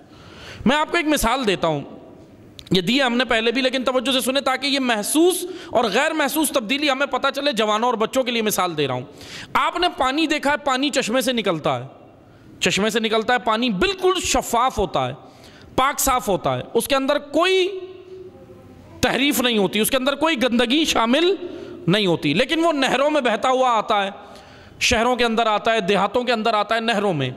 ہوتا یہ ہے کہ پانی میں دو طرح سے پانی میں گندگی شامل ہوتی ہے، دو طرح سے۔ ایک طریقہ تو یہ ہے کہ اس کے اوپر کچرا ڈال دیں، نہر کے اوپر کچرا ڈال دیں۔ اب کچرا تو ہمیں آنکھوں سے نظر آ جائے گا نا، یہ ہے محسوس طریقہ کسی بھی چیز کو پکڑنے کا، یا اس گندگی کو، یا اس پانی کے اندر جو تحریف ہوئی ہے اس کو سمجھنے کا محسوس طریقہ کیا ہے کہ اس کے اوپر کچرا ڈال دیا، وہ نظر آ رہا ہے۔ لیکن ایک اور طریقے سے پانی آلودہ ہوتا ہے، وہ کیسے؟ میڈیکل سائنس یہ کہتی ہے کہ بعض ایسی بیماریاں ہیں، میڈیکل کے جو اسٹوڈنٹ ہیں وہ جانتے ہیں، بعض ایسی بیماریاں ہیں جو بدن انسان میں ہوتی ہیں، اور انسان جب پانی میں غوطہ لگاتا ہے، نہر میں یا حوض میں، تالاب میں، تو اب وہ پتہ نہیں، اور وہ بیماریوں کا انکشافات کیے ہیں ڈاکٹرز نے۔ آج تو بہرحال سائنس ترقی کر کے کہاں تک پہنچ گئی ہے، ٹیکنالوجی کا دور ہے۔ اب ان کے ماہرین کے بقول، میڈیکل کے جو ماہرین ہیں ان کے بقول کے بعض ایسی بیماریاں ہیں جو بدن انسان میں ہیں، لیکن جب وہ ایسے اس کے جو جراثیم، جرمز جو ہوتے ہیں، جراثیم جو ہوتے ہیں، جب انسان پانی میں غوطہ لگاتا ہے تو وہ اس کے پانی کے اندر وہ جراثیم چھوڑ دیتا ہے، اس کا بدن وہ جراثیم چھوڑ دیتا ہے، اور پھر وہ پانی سے باہر آ جاتا ہے۔ اب مجھے بتائیں اس پانی کو کون پکڑے گا کہ اس کے اندر جو جراثیم شامل ہو گئے؟ کہ پتہ چلے گا کسی کو؟ آنکھ دیکھ سکتی ہے جراثیم کو؟ اب اس کے لیے آپ کو مائکروسکوپ لگانا پڑے گا، جدید مشینیں اور آلات لگانے پڑیں گے نا، پھر جا کے پانی پتہ چلے گا کہ وہ اس کے اندر یہ جراثیم شامل ہوئے ہیں۔ یہ دو طریقے ہیں، توجہ سے سنیں، یہ جملے اپنے ذہن میں رکھیں، وہ دو، محسوس اور غیر محسوس۔ محسوس طریقے سے جو آلودگی اس میں شامل ہوئی پانی میں، وہ تھا کچرا، وہ آپ نے آنکھ سے دیکھ لیا۔ غیر محسوس طریقے سے جو کچرا شامل ہوا اس میں، وہ آپ آنکھ سے نہیں دیکھ سکتے، اس کے لیے آپ کو مائکروسکوپ چاہیے، اس کے لیے جدید آلات چاہیے، پھر جا کے آپ کو یہ پتہ چلے گا۔ لیکن ہوتا یہ ہے کہ پانی جب شہروں کی جانب آتا ہے، اب یہ کئی یورپی کنٹریز کے اندر ہوتا ہے، یورپی ممالک کے اندر انہوں نے کئی یہ کام کیے ہوئے ہیں، بہرحال پاکستان کے علاوہ۔ ابھی پاکستان میں یہ کام نہیں ہوا، اب معلوم نہیں کب ہوگا، انشاءاللہ امید ہو جائے، کہ شہروں میں جب پانی آتا ہے نا پینے کا، جب داخل ہوتا ہے، تو بعض ممالک نے دنیا میں یہ کام کیا ہوا ہے کہ وہ پانی داخل ہونے سے پہلے انہوں نے فلٹر پلانٹ لگائے ہوئے ہیں، فلٹر پلانٹ لگائے ہوئے ہیں، کیونکہ اب ظاہر سی بات ہے نہروں سے گزرتا ہوا آ رہا ہے پانی، اس میں آلودگیاں بھی شامل ہو رہی ہیں، مٹی بھی شامل ہو رہی ہے، سب کچھ شامل ہو رہا ہے۔ تو اب اتنے پانی کو انہوں نے کیا کیا، بعض ماہرین نے یہ کیا، بعض ممالک کے اندر یہ کام کیا ہوا ہے کہ انہوں نے فلٹر پلانٹ لگائے ہیں شہر میں داخلے سے پہلے۔ وہ پھر پانی کیا کرتا ہے، اس فلٹر پلانٹ سے چھن کر آ جاتا ہے، اور پھر وہ شہروں میں آتا ہے، شہری اس کو استعمال کرتے ہیں۔ بہرحال یہ کام ہوا ہے، لیکن توجہ سے سنیں، دو طریقے سے پانی آلودہ ہوا، لیکن اس کو پاک کرنے کا ایک طریقہ ہے فلٹر پلانٹ، ایک طریقہ ہے نا فلٹر پلانٹ۔ فلٹر پلانٹ سے اس کو گزاریں پانی کو، وہ واپس اپنی اسی حالت میں آ جائے گا جیسے چشمے سے نکلا تھا۔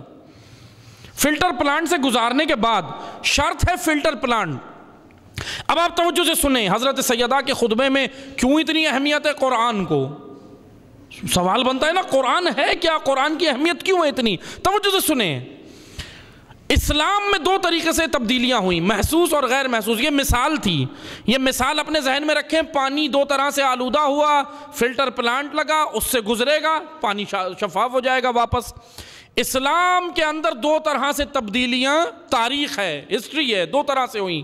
ایک طریقہ تو یہ تھا کہ مسلمانوں کے املاک جلائے، مسلمانوں کی کتابیں جلائیں، لائبریریاں جلائیں. لبنان میں واقعات ہوئے، ادھر ہوئے ادھر ہوئے، مغلوں کے دور میں ہوا، ہندوستان کی یہاں زمینوں پہ، بر صغیر کی زمین پہ ہوئے کئی واقعات تاریخ میں ہمیں ملتے ہیں. ایک طریقہ تو یہ تھا کہ مسلمانوں کے املاک اور ساری کتابوں کو جلانا، نقصان دینا، مسلمانوں کا قتل عام. ایک اسلام کو نقصان محسوس طریقے سے یہ پہنچایا. لیکن دوسرا غیر محسوس طریقہ تھا. وہ جانتے ہیں کیا تھا؟ زرپرست خطبہ، زرپرست بکے ہوئے درباروں میں حکمرانوں کے سامنے گھٹنے ٹیکنے والے. معذرت کے ساتھ میں جملہ کہہ رہا ہوں لیکن کہا ہے علماء، مثلا یہ حدیث میں ہے اس وجہ سے میں یہ جملہ کہہ رہا ہوں، حق تو نہیں بنتا، لیکن زرپرست علماء ایسے جنہوں نے اپنا علم حکمرانوں کے سامنے بیچا، بادشاہوں کے سامنے بیچا. انہی میں سے ایک شخصیت ہے، ہمیں ایک ایسی شخصیت ملتی ہے جو مہدی عباسی کے دور میں ہے. میں بس یہ نمونے کے طور پر، مثال کے طور پر بس میں آپ کو ایک یہ واقعہ بتا رہا ہوں، ورنہ ایسے کئی واقعات ہیں. مہدی عباسی منصور کا پوتا، منصور دوانقی خلیفہ بنی عباس میں سے ہے، خلیفہ بنی عباس ہے، اس کا پوتا مہدی عباسی. اس کے بارے میں یہ ہے کہ یہ کبوتر باز تھا، یہ کبوتروں کا بڑا شوقین تھا مہدی عباسی. اور یہ کبوتر مثلا یہ رکھتا تھا، پسند کرتا تھا پرندوں کا، کافی پرندے اس کو پسند تھے لیکن ان میں سے کبوتر باز یہ کہلایا ہے. تاریخ یہ کہتی ہے کہ کبوتر باز تھا. اب یہ زرپرست ایک خطیب اور ایک عالم تھا. اس نے دیکھا کہ یہ مہدی عباسی کبوتروں کا بڑا شوقین ہے. اب اس نے کیا کیا، یہ آیا اس کی خدمت میں کہ حاکم کو خوش کیسے کیا جائے. حکمران ہے، خوش ہوگا، خلیفہ ہے وقت کے دور، مثلا حاکم ہے، وزیر اعظم ہے، صدر ہے، سب کچھ ہے، خوش ہوگا تو مجھے انعام بھی دے گا. اس نے جانتے ہیں کیا کیا، اس نے پیغمبر اکرم کے نام سے ایک حدیث سنائی، جو حدیث مشہور ہے، کئی کتابوں میں ہے، شیعہ سنی دونوں کے پاس تھی، کہ وہ بہرحال ایک موقع پہ پیغمبر اکرم نے کہی جب لوگ جو ہے وہ نماز کو ترجیح نہیں دے رہے تھے، اپنے کاموں کو ترجیح دے رہے تھے. تو پیغمبر اکرم نے اس وقت کہا کہ نہیں ہے کوئی افضل کام سوائے نماز کے. اب اس کا مطلب یہ نہیں ہے کہ ابھی نوکری چھوڑ کے آپ نماز پڑھنے لگیں اور دن بھر 1000 رکعت پڑھیں، یہ مقصد نہیں ہے. یعنی اول وقت کی فضیلت کی وجہ سے پیغمبر اکرم نے یہ جملے کہے. حدیث مشہور ہے شیعہ سنی دونوں کتب میں کہ نہیں ہے کوئی افضل کام الا الصلاۃ، سوائے نماز کے. وہ اس موقع پہ پیغمبر اکرم نے اس لیے کہی تاکہ نماز کی اہمیت بھی پتہ چلے، اور دوسرا جو لوگ نماز کے وقت پر دیگر کاموں کو اہمیت دیتے ہیں ان کے بارے میں پیغمبر اکرم نے کہا کہ آپ دیگر کاموں کو فوقیت مت دو جب اول وقت نماز کا داخل ہو جائے. تو اب توجہ سے سنیں پیغمبر اکرم نے کیا حدیث کہی. اصل حدیث یہ تھی، نہیں ہے کوئی افضل کام سوائے نماز کے. یہ آیا، اس نے دیکھا کہ بادشاہ تو کبوتروں میں مگن ہے، مہدی عباسی خوش ہے، حاکم وقت ہے. اس نے کہا میں کیا کروں. اس نے کھڑے ہو کے کہا، پیغمبر اکرم نے فرمایا، الیعوذ باللہ، سنیں، پیغمبر اکرم نے فرمایا نہیں ہے کوئی افضل کام الا الطائر، سوائے پرندے بازی کے. الا الطائر، طائر، طا الف حمزہ را، طائر پرندے کو کہتے ہیں. اس نے کہا آپ جو کام کر رہے ہو یہی سب سے افضل ہے. مہدی عباسی اتنا خوش ہوا، اس کو انعامات سے نوازا. آپ مجھے بتائیں یہ کام کوئی جاہل کر سکتا ہے؟ جاہل نہیں کر سکتا. جو جانتا ہے وہی کرتا ہے، وہی کرتا ہے. یہ تھا اسلام میں غیر محسوس طریقے سے تحریفات کرنا. اب حدیثیں پرنٹ ہو گئیں، چلنے لگیں، آ گئیں، راویوں سے نقل ہونے لگیں. معذرت کے ساتھ یاد رکھیں تشیع بڑا خوبصورت مکتب ہے، تشیع بڑا خوبصورت مکتب ہے. ہم جو یہ کہہ دیتے ہیں نا کہ بس جی قال امام صادق، قال امام کاظم، قال امام رضا، جو حدیث آئی چلا دی، بس جی مولا نے یہ فرمایا، اللہ اکبر چلو. ایسے نہیں ہے عزیزان محترم، توجہ سے سنیں. لیکن اب جب اسلام کے اندر یہ دو طرح سے تبدیلیاں ہوئیں نا، تو اب کریں کیا. پانی دو طریقوں سے آلودہ ہوا تھا، فلٹر پلانٹ لگا ہوا تھا، فلٹر پلانٹ سے چھن کے آیا، شفاف ہو گیا. اب اسلام کا بھی بڑا خوبصورت قانون ہے، گھبرائیں نہیں. محسوس طریقے سے تبدیلی یہ ہوئی، اسلام کے اندر نقصان محسوس طریقے سے اسلام کو نقصان یہ دیا کہ املاک جلائیں، قتل و غارت گری کی، ظلم کیا مسلمانوں پہ. ابدان کو نقصان دیا، لیکن عزیزان محترم غیر محسوس طریقے سے کیا ہوئی؟ حدیثوں میں تبدیلی۔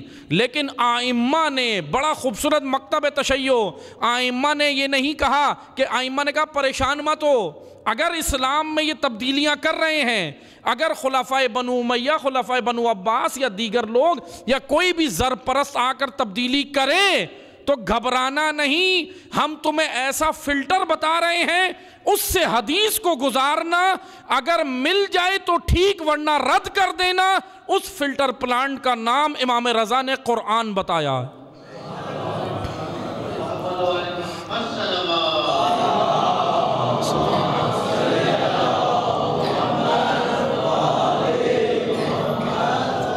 اسی لیے امام علیہ السلام نے کہا قرآن سے دیکھو ہماری حدیث ہے، نہیں ملتی تو رد کر دو۔ قرآن یہ ہے، قرآن عزیزان محترم کیا ہے قرآن؟ آ جائیں دیکھیں قرآن۔ زہرا کہہ رہی تھی ضیاء اللہ میں، قرآن ایسی ضیاء ہے جو نا امید امتوں کو ظلمت کے اندھیروں سے نکال سکتا ہے۔ یہی قرآن ہے، یہ قرآن ہے۔ لیکن اللہ نے اس میں یہ نہیں کہا کہ اس قرآن سے ترقی وہ کرے گا جو کلمہ گو ہوگا، کہیں نہیں کہا۔ کہا کہ جو صاحبان اولی الالباب ہوں گے، جو صاحبان عقل ہوں گے، قرآن کے قریب آئیں گے۔ قرآن سے کہاں پہنچ جائیں گے؟ پہنچ گئے۔ دنیا کا سب سے بڑا اسپیس کا ادارہ NASA, National Aeronautics and Space Administration, NASA بن گیا، ایسا بن گیا، یورپ نے بھی بنایا، کینیڈا نے بھی بنایا، ترقی کی ہے، آگے نکلے ہیں۔ رہبر معظم نے اسی لیے جوانوں کو خطاب کیا، ابھی گزشتہ مہینے پھر کیا تھا خطاب جوانوں سے، اور کیا کہا تھا؟ ایک اہم ترین، میں دوبارہ یہ اس لیے عرض کر رہا ہوں تاکہ الحمدللہ جوانان بیٹھیں، اس فیلڈ میں ضرور آگے آئیں، اس میدان میں ضرور آگے آئیں۔ آرزو زہرا ہے کہ زہرا کے پیروکار آج دنیا پہ چھائیں، تسخیر کریں کائنات کو اپنے سامنے۔ کیا ہے وہ میدان؟ فرزند زہرا سید علی خامنہئی نے بتایا ہے وہ میدان کیا ہے۔ وہ واقعاً دنیا اس میدان کے اندر ابھی آگے جا رہی ہے، وہ ہے artificial intelligence, technology. Artificial intelligence سے آج دیکھیں چائنا، اور کیونکہ یاد رکھیں یہ میں نے کئی جگہ پہ بیان کیا کہ ماہرین کے بقول اور حقیقت میں یہ ہونے بھی جا رہا ہے، 2050-60 تک یہ کام ہو جائے گا۔ اگلی جتنی بھی جنگ ہے انسانوں نے نہیں لڑنی، روبوٹ نے لڑنی ہے، اور ہو رہا ہے۔ آپ دیکھ لیں یہ سارا ٹیکنالوجی، ڈرون بنائے ہیں، روبوٹ بنائے ہیں، اور جو اس ٹیکنالوجی میں آگے آئے گا وہ کامیاب ہوگا، کیونکہ حالات بنتے جا رہے ہیں، حالات تیسری عالمی جنگ کی طرف جا رہے ہیں۔ امریکہ اور روس کا جو مسئلہ چل رہا ہے نا یوکرین کے معاملے پہ، وہ حالات جا رہے ہیں، اور یقیناً ظاہر سی بات ہے یہ دو بڑے بلاک ہیں، امریکہ اور روس، اور ان کے اندر کئی ممالک آتے ہیں۔ نیٹو ادھر ہے تو ادھر بھی ایک بڑا بلاک ہے رشیا کے ساتھ، چائنا ہے، ایران ہے، دیگر معاملات ہیں۔ بس توجہ سے سنیں، جوانان تشیع، جوانان پاکستان، جوانان امت ان علوم کے میدان میں آگے آئے۔ دیکھیں دنیا کہاں پہنچی ہے۔ یہی میں یہ مثال دے چکا ہوں، سورہ رحمان جو ہم پڑھتے ہیں، صبح شام پڑھتے ہیں، سورہ رحمان کے اندر اللہ تعالیٰ نے جیولوجی بیان کی ہے، زمین کی معدنیات، زمین کے اندر کیا ہے۔ سورہ رحمان کے اندر الحمدللہ آپ سورہ رحمان پڑھتے ہیں، کھجورے بھی کھاتے ہوں گے، سب کھجور کھاتے ہیں نا ماشاءاللہ، سب کھاتے ہیں۔ کتنی کھاتے ہیں؟ کافی کھاتے ہیں، رمضان میں تو بہت کھاتے ہیں، لیکن اللہ تعالیٰ نے اس کی خلقت اس میں بیان کی کہ ذرا غور بھی کر لو، غور بھی کرو کہ کس طرح کی ہے۔ یعنی نباتات، باٹنی کے علوم، جیولوجی، ارضیات، سماوات اوپر، سارا ایسٹرو فزکس سورہ رحمان بیان کر رہی ہے۔ پھر اس کے بعد سمندروں کی خلقت۔ مسلمان اس آیت کے اوپر سوچ رہے تھے کہ اللہ تعالیٰ نے بیان کی نا کہ ہم نے مرج البحرین یلتقیان، دو سمندر باہم بہائیں، ایک میٹھے پانی کا ایک کھارے کا۔ سورہ فرقان نے پھر اس کی تشریح کی ہے اسی آیت کی، سورہ فرقان کی 53ویں آیت کے ایک میٹھے پانی کا ایک کھارے کا، یہ چلتے ہیں، یہ باہم چل رہے ہیں، آپس میں ملتے نہیں ہیں۔ معذرت کے ساتھ مسلمان فرقہ واریت میں لگے رہے، کافر نے جا کے ڈھونڈ بھی لیا کہاں ہے۔ گلف اسٹریم، شمالی امریکہ سے یہ سمندر بہہ رہے ہیں، یورپ تک آ رہے ہیں، اس جس کو ٹھنڈی دیوار بھی کہتے ہیں اصطلاح میں، وہیں سے ہوائیں آ رہی ہیں، وہیں سے سب کچھ ہو رہا ہے۔ کہاں سے پہنچی دنیا اس ٹیکنالوجی پہ؟ قرآن، یہ قرآن سے، یہ میں ایسے ہی نہیں کہہ رہا، دیکھیں آپ ہسٹری پڑھیں، دیکھیں ماہرین نے، بعض نے تو اعتراف خود نے کیا کہ ہم نے اسی سے ریسرچ کی ہے۔ مچھر کے اوپر ریسرچ کر کے، یہ مچھر چھوٹا سا حشرہ اللہ تعالیٰ نے سورہ بقرہ میں مثال دی کہ ہم مچھر کی مثال دی سورہ بقرہ کی 26ویں آیت میں. اب مسلمانوں نے اس آیت کا تعویذ بنا کے پہنا ہے. ہم نے بچے کو پہنایا تعویذ پہنا کیونکہ ڈرتا ہے، خوف ہو رہا ہے، اس کو تعویذ پہناؤ، پھو کے پانی میں مار کے پی لی. لیکن وہ مچھر کی آیت کس لیے تھی؟ ڈینگی کے لیے تھی، ملیریا کے لیے تھی. جائیں دیکھیں، ماہرین نے مچھر پہ ریسرچ کی، مچھر پہ ریسرچ کر کے انہوں نے ایک ٹیکنالوجی ایجاد کر دی اس مچھر کے وجود سے. اس ٹیکنالوجی کا نام ہے میونیچرائزیشن، یعنی بڑی پروڈکٹ کو چھوٹا کر کے پیش کرنا. اور یہ اسکرین ہے ہماری جیب میں موبائل، یہ موبائل جو ٹیکنالوجی ایجاد ہوئی ہے نا، چھوٹی چھوٹی اسکرین ہے، بڑی بڑی تھی ہے. جب بنیا تھا کمپیوٹر تو اتنی بڑی اسکرین تھی جتنا یہ ہال ہے، اور ابھی کتنا ہے، اتنی سی اسکرین ہے آپ کی جیب میں. یہ کہاں سے بنائی ہے؟ مچھر کو دیکھ کے. اور مچھر انسان کو کہاں سے ملا؟ ریسرچ کی کہ اللہ نے اس کی مثال کیوں دی ہے. خدا تو کہہ رہا ہے اولی الالباب آؤ اس کے درمیان، آ کر دیکھو قرآن کیا کہہ رہا ہے. مرجان، لؤلؤ والمرجان کا ذکر رحمان میں، سورہ رحمان میں. وہ پتھر نکال لیے، ماہرین نے جا کے نکالے، کسی سے دوائیں بنائی، کسی سے کچھ بنایا، آج اس سے استفادہ کر رہے ہیں. لیکن بڑی خوبصورت ہے. بس میں ایک نقطہ عرض کر کے ذکر مصائب کی جانب آؤں گا، کیونکہ جناب ام البنین کے حوالے سے بھی مجلس ہے نا، ایک ماں کے حوالے سے بھی ہے، تو اس لیے توجہ سے سنیں. ماں باپ دونوں کا فریضہ ہے. یہ لولو اور وہ مرجان بنتے کیسے ہیں؟ یہ جس جانور کے بطن میں بنتے ہیں اس کا نام صدف ہے. صدف سمندر کے اندر ایک جانور ہوتا ہے. بس یہ مختصر سی ایک مثال ہے، یہ توجہ سے سن لیں. صدف ایک جانور ہے، اس کے بطن کے اندر یہ موتی بنتے ہیں جس کو مرجان کہتے ہیں. اس کے آپ پتھر بھی پہنتے ہیں نا، بعض ملتے ہیں. یہ کہاں مثلا اس کے پتھر لے کے آتے ہیں، آپ اس کو پہنتے ہیں. یاد رکھیں یہ کس لیے ہیں، یہ اس کی خلقت کیسے، توجہ سے سنیں. بعض موتی اس طرح بنتے ہیں کہ یہ صدف کیا کرتا ہے، آب نیسا کی بارش ہوتی ہے، مارچ یا اپریل کی پہلی بارش، اس میں یہ سمندر کے اوپر آتا ہے. یہ رہتا نیچے ہے، تہہ میں رہتا ہے، اوپر آتا ہے، اوپر آ کے پانی کے قطروں کو اپنے منہ میں لیتا ہے، منہ کھولتا ہے اور منہ میں لیتا ہے، پھر اس کو لے کے واپس نیچے جاتا ہے. یعنی یہ کئی ہزاروں فٹ کا سفر ہے. سمندر کی گہرائی کتنی ہے؟ ہزاروں فٹ ہے. نیچے جاتا ہے، پھر اپنے بطن کے اندر ان پانی کے قطروں سے، اللہ نے اس کے وجود میں یہ صلاحیت رکھی ہے، پانی کے قطروں سے اپنے بطن کے اندر یہ مرجان اور لؤلؤ یہ پتھر تیار کرتا ہے، یہ موتی تیار کرتا ہے، یہ صدف.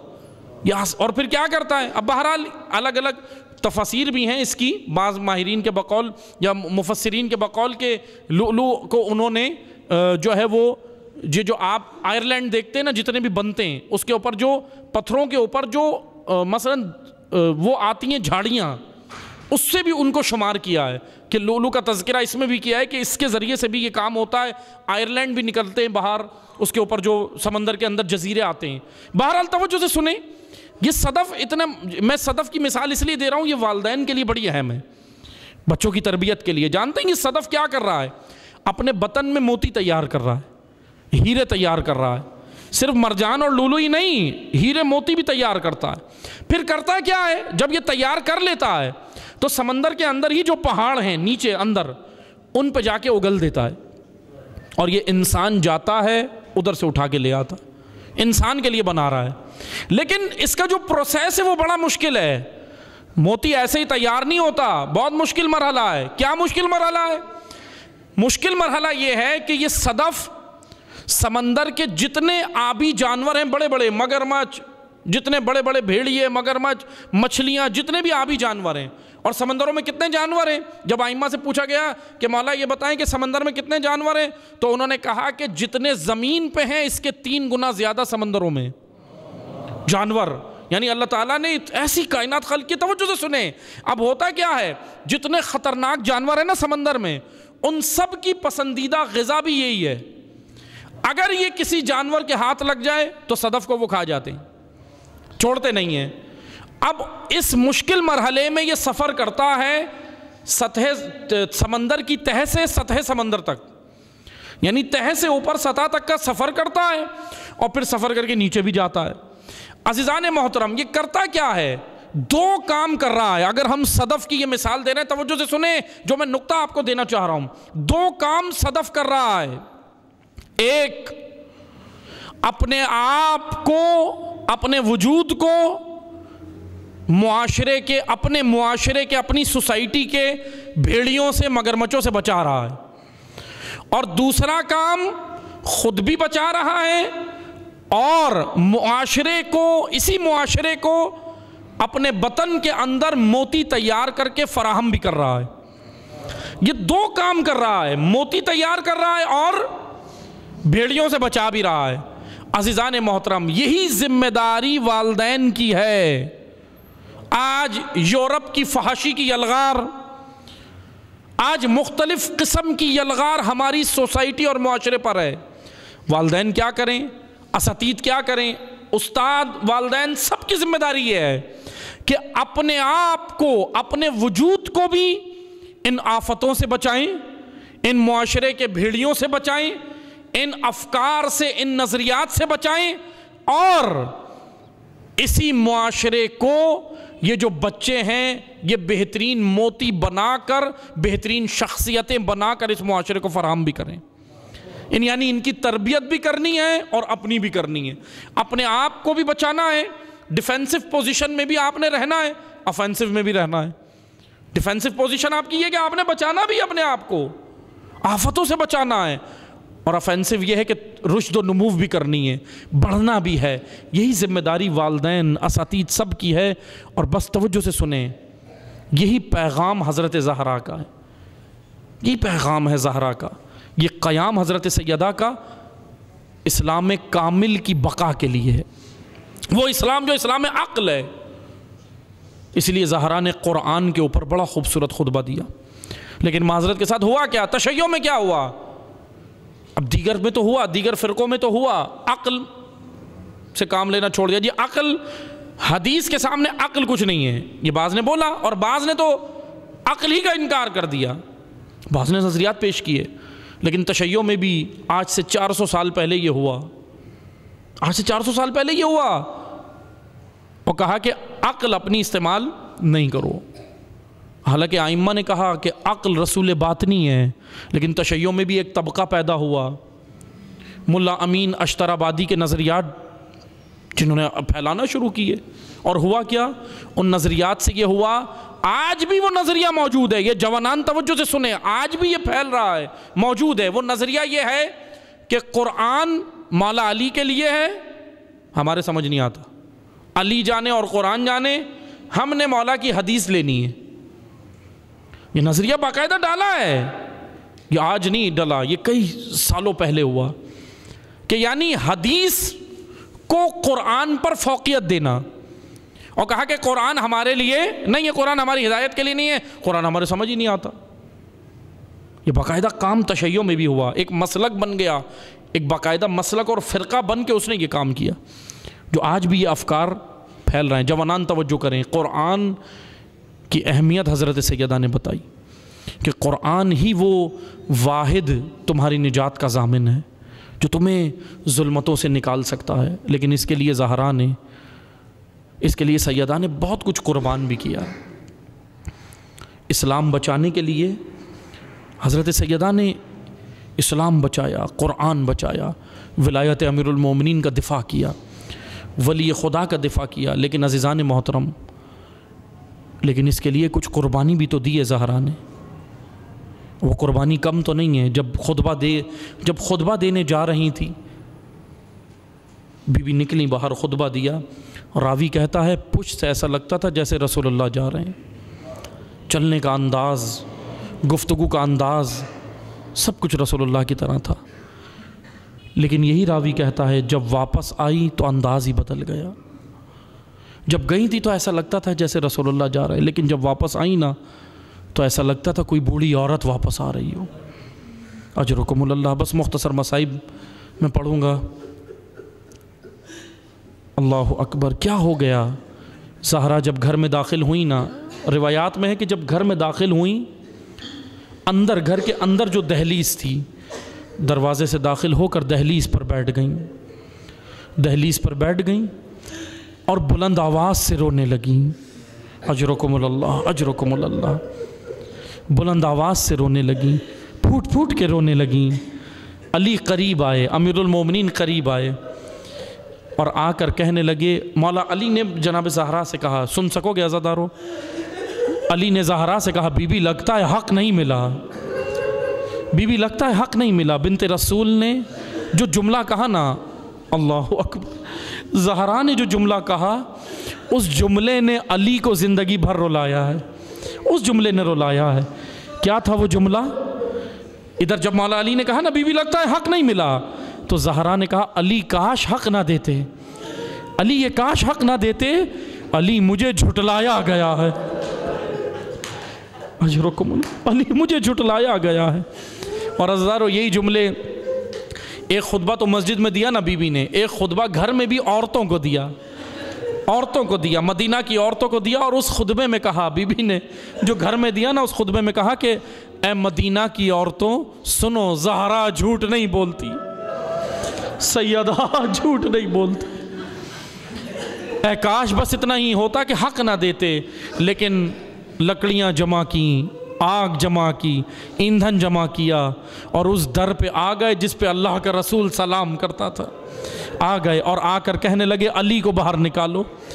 ادھر امیر المومنین نے اٹھنا چاہا، سیدہ نے بٹھا دیا، سیدہ خود آئیں، آ کے بات کی، بس آخری جملے سننا عزادارو، قیامت کا منظر ہے مدینہ میں، کیا ہو گیا مدینہ میں۔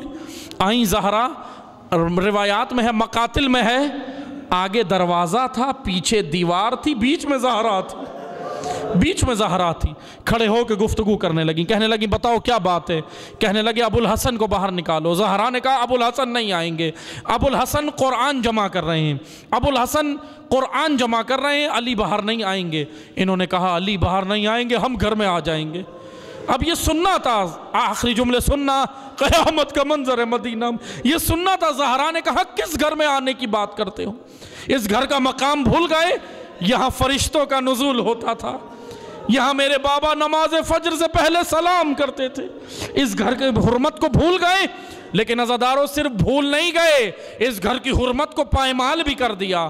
ابھی یہ بات چل رہی تھی، جلتا دروازہ اس کو دھکا دیا، اب جو دروازہ گرا، زہرا زمین پہ گر گئی، سیدہ زمین پہ گر گئی۔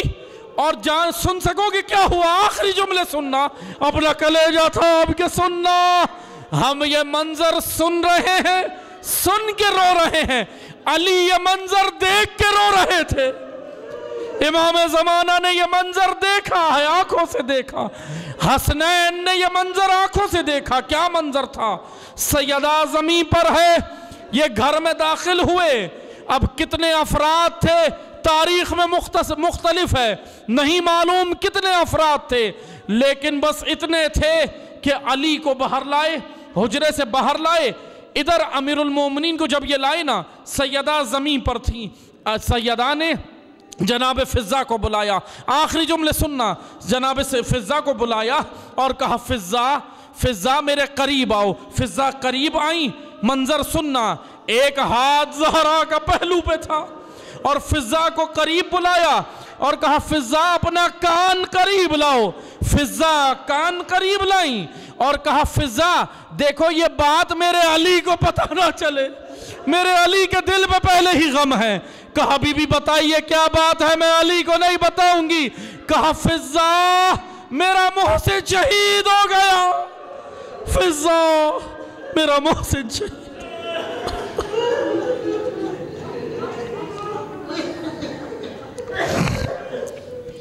اللہ لعنت اللہ علی القوم الظالمین وسيعلم الذين ظلموا أي منقلب ينقلبون۔ پروردگارہ ہمارے خلیل سے ذکر کو اپنی بارگاہ میں قبول فرما، بار الہ مومنین کے اخلاص و خلوص کو شرف قبولیت عطا فرما، بار الہ مقامات مقدسہ کی حفاظت فرما، علماء حق کی حفاظت فرما، حاضرین کی تمام شرعی حاجات کو اپنی بارگاہ میں مستجاب فرما۔ پروردگارہ ہم سب کو حقیقتاً حضرت سیدہ سلام اللہ علیہ کی تعلیمات پر عمل کرنے کی توفیق عطا فرما۔ پروردگارہ جو بیمار ہیں امام سجاد